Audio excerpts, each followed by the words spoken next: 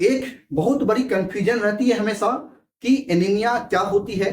तो चलिए इस एनीमिया को समझने के लिए हमें सबसे पहले ब्लड के अंदर एक सेल्स होती है जिसका नाम है आरबीसी अर्थात रेड ब्लड सेल्स। इस रेड ब्लड सेल्स को थोड़ा समझना हमें जरूरत है। आप लोग बिल्कुल अवगत होंगे कि आरबीसी जो होती है, रेड ब्लड सेल्स जो होती है, उसके अंदर एक पिगमेंट्स होती है जिसका नाम है हीमोग्लोबिन। आप लोग इस बात से भी बिल्कुल अवगत होंगे कि हमारे ब्लड का कलर जो है रेड क्यों होता है, वह हीमोग्लोबिन के कारण से होता है। बात करें यह आरबीसी के अंदर जो हीमोग्लोबिन होती है, यह हमारी लंग्स के पास ऑक्सीजन को बाइंड करता है और यह हमारी शरीर की जितने सेल्स या टिश्यू है वहां तक ऑक्सीजन को पहुंचाने का काम करता है। लेकिन इस प्रोसेस में अगर किसी प्रकार की कमी रह जाए तो उस कंडीशन को हम क्या बोलते हैं, एनीमिया। लेकिन सर ऐसा क्या रीजन रहती होगी जिसके कारण से यह एनीमिया होती है?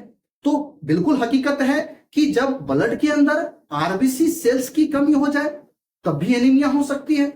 अगर बात करें आरबीसी की साइज, आरबीसी की नॉर्मल साइज हालांकि 7.2 माइक्रोन होती है। अगर आरबीसी की साइज 7.2 माइक्रोन से ज्यादा हो जाएगी, उस कंडीशन में भी हमारी आरबीसी पर्याप्त मात्रा में ऑक्सीजन को बाइंड कर हमारी सेल्स या टिश्यू तक नहीं ले जाएगी, तो उस कंडीशन में भी हम एनीमिया कह सकते हैं। अगर बात करें 7.2 माइक्रोन से आरबीसी की साइज कम हो जाए, उस कंडीशन में भी आरबीसी हमारी ऑक्सीजन को बाइंड करके नहीं ले जाएगी हमारी सेल्स या टिश्यू तक, तो उस कंडीशन में भी एनीमिया होती है। लेकिन बात करें आरबीसी की शेप के रिगार्डिंग, तो आरबीसी की नॉर्मल शेप जो होती है वह बायकॉन्केव होती है। लेकिन अगर इसमें भी किसी प्रकार की चेंजेस, एक एनीमिया का नाम सुना होगा आपने, सिकल सेल एनीमिया। तो सिकल सेल एनीमिया में जो होती है आरबीसी की शेप में चेंजेस आती है।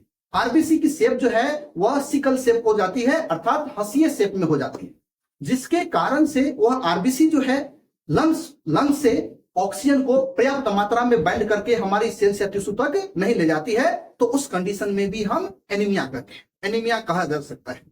लेकिन बात करें अगर हमारे आरबीसी के अंदर हीमोग्लोबिन जो है, अगर हीमोग्लोबिन की अमाउंट में कमी आ जाए, उसकी मात्रा में कमी आ जाए, तो ऑब्वियस बात है उस कंडीशन में भी जितना ऑक्सीजन को बाइंड करके ले जाना चाहिए था हमारी सेल्स या टिश्यू तक, उतना नहीं जा पाएगा और उस कंडीशन में भी हम एनीमिया कह सकते हैं। तो आपने क्या देखा कि एनीमिया जो है केवल ब्लड में आरबीसी की काउंट कम होने के कारण से नहीं हो सकती है, उसकी साइज बढ़ने या कम होने के कारण से भी हो सकती है। आरबीसी की शेप में अगर चेंजेस आ जाए उसके कारण से भी एनीमिया हो सकती है।